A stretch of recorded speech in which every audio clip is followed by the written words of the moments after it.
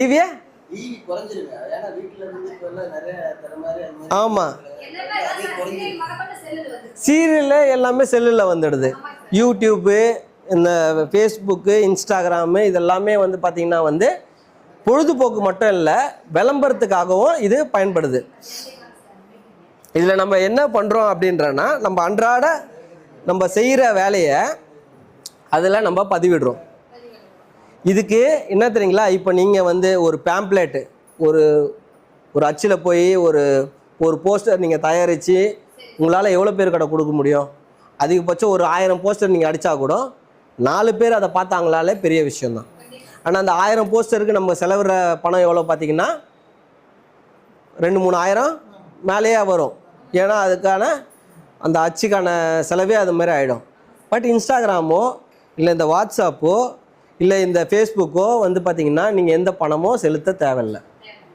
நீங்கள் என்ன பண்ணணுன்னா, உங்களுக்கு தனியாக ஒரு அக்கௌண்ட் க்ரியேட் பண்ணணும். சரிங்களா?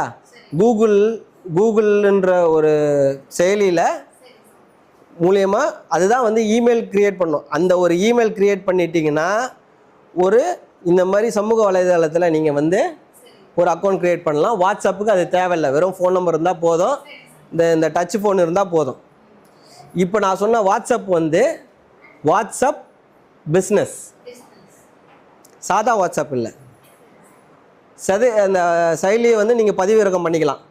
அது வந்து வாட்ஸ்அப் பிஸ்னஸ்ன்ற செயலியை நீங்கள் பதிவிறக்கம் பண்ணிட்டீங்கன்னா இதுக்கும் அதுக்கும் என்ன வித்தியாசம் அப்படின்னா, ஒரு தகவலை வந்து வாட்ஸ்அப்பில் 5 பேருக்கு மேலே பகிர முடியாது. திருப்பி ஃபஸ்ட்லேருந்து என்ன பண்ணணும், அதே தகவலை 5 பேருக்கு திருப்பி அனுப்பணும். ஆனால் இந்த வாட்ஸ்அப் பிஸ்னஸில் என்ன இதுன்னா, நீங்கள் 100 பேரோ 1000 பேரோ உங்கள் கஸ்டமர் எவ்வளோ பேர் இருக்காங்களோ அத்தனை பேருக்கும் ஒரே நேரத்தில் தகவலை நீங்கள் பகிரலாம். இதுக்கு எந்த காசும் கிடையாது. ரெண்டாவது வந்து எப்படி வந்து நம்ம நோட் பண்ணுறோம், இந்த இந்த இந்த இன்னார் வந்து இது இந்த இந்த இந்த இந்த சேவை தான் எடுப்பார், இன்னார் வந்து இந்த சேவை தான் எடுப்பாருன்னு நம்ம ஒரு ஒரு கேட்டகரியாக பிரிக்கிறோம் இல்லைங்களா?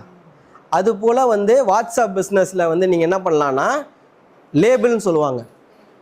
எப்படி ஒரு புத்தகத்துக்கு ஒரு லேபிள் போடுறோம் இல்லையா, கணக்கு ஒரு லேபிள், அதே மாதிரி வந்து இன்னார் வந்து இந்த சேவையை கேட்டிருக்காங்க அப்படின்னு ஒரு லேபிள் வந்து நீங்கள் க்ரியேட் பண்ணிங்கன்னா, அந்த லேபிளுக்குள்ளே போய் அதுக்குள்ளே எத்தனை பேர் இருக்காங்களோ நீங்கள் வந்து என்ன பண்ணலாம், உங்களுடைய தகவலை அதிகமாக நீங்கள் பகிரலாம்.